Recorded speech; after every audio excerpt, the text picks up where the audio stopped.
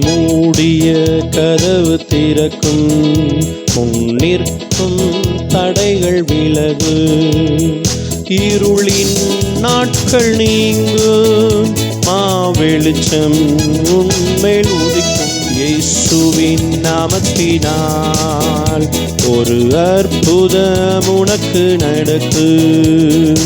இயேசுவின் நாமத்தினால் ஒரு புது வழி உனக்கு பிறக்கும்.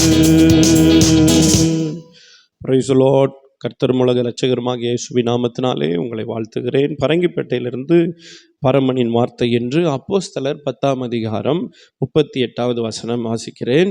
நசரேயனாகிய இயேசுவை தேவன் பரிசுத்த ஆவியினாலும் வல்லமையினாலும் அபிஷேகம் பண்ணினார். தேவன் அவருடனே கூட இருந்தபடியினால் அவர் நன்மை செய்கிறவராயும் பிசாசின் வல்லமையில் அகப்பட்ட யாவரையும் குணமாக்குகிறவராயும் சுற்றி திரிந்தார்.